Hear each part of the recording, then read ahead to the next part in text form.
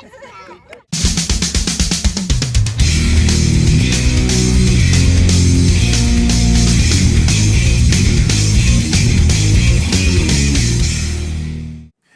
hello YouTube, thank you for tuning back into my channel. I'm Andrew Howard and I did it! Oh my God! I did it! I ran the marathon, I finished, and my family was there. It was just an amazing experience. It was, as they say, it was one of the best experiences of my life. One of the hardest things that I've ever done. No question about it. It was so hard. But I had a great team of people to support me, and I put the training in, so, you know, race day was just about putting together the plan. So, you know, just to kind of give you kind of the experience that I had a good few days leading up to the race. I ate well, whole grains, lean proteins, hydrated, and just kind of trying to take it easy and rest. That we were in the taper. I got some hip bursitis about the week or two before the marathon, so I was pretty nervous about that. I got some exercises to do from my running coach, and by race day it was okay, and it did not cause a problem during the race. So had a great night before, good night's sleep, woke up about 5 o'clock, I think, maybe a little bit earlier than that, and you know, just had all my stuff laid out. It was kind of surreal. Got in the car, my family was still sleeping, got over there, and I was able to find a parking spot, and then kind of lay out in the back of my car. You know, fold the back seat down and relax, do some stretches, and I think that was really important because typically when I do a race, I'll get so excited that I'm walking around and, you know, trying to do stretches on the curb and not really a lot of places to sit. So by the time you actually get to the start of the race, you've already done some walking, and some races, depending on where the start of the race is and where you parked and where they corral you, you can walk a half mile before the race even starts. Doesn't sound like much, I know, and a half mile is nothing.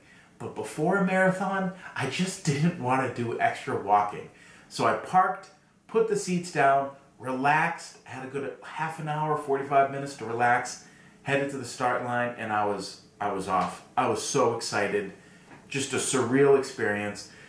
I was so excited that I did a rookie mistake. I went out too fast. And I did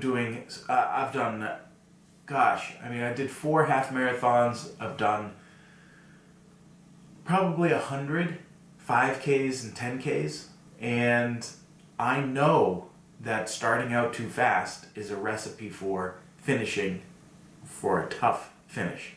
And for whatever reason, I was just so enamored with it all and just feeling so good in the beginning that, and I didn't track my pace, which I should have, but I didn't want to run the marathon with Strava telling me what I was running per mile. You know, I didn't want to the other point, I didn't want to look and hear how much further I have to go. And if I'm slowing down, having that thought in my head, oh my God, I need to speed up. I need to get faster. I need to, you know, and you can burn out that way too. So I decided not to get any of those announcements and just run my race, right? And I felt great in the beginning, and it was great all the way up until about mile 13. And about mile 13, I said, uh-oh.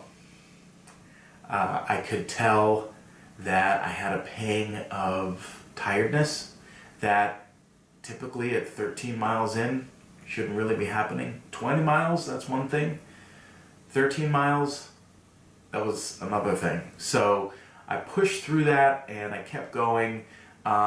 With about 4 miles left, I had to do kind of a run walk, just trying to get to the finish line. And I'm, you know, it's a dark place.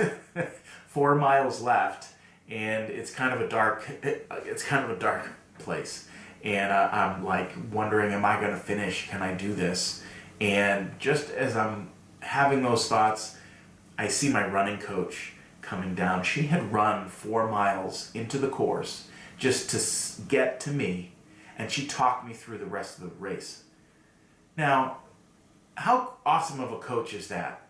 I mean, for anyone out there who has a running coach, does your running coach do that for you?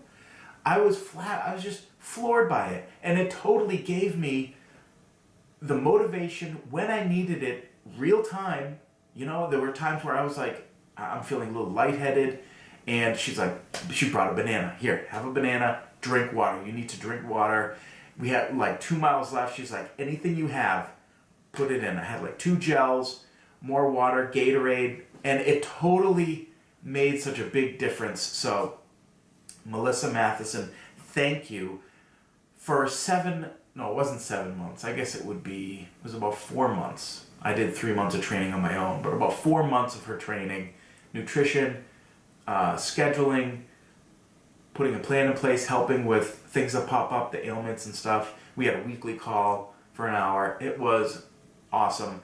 Melissa, I literally would not have been able to get to this point without you. So for my first marathon, I needed you. You came through. Thank you so much. And I hope anyone out there who needs one, or if anyone ever talks about needing one, please reach out to me. Call Melissa Matheson. She's at Wellbeing Fitness in Westford, Massachusetts.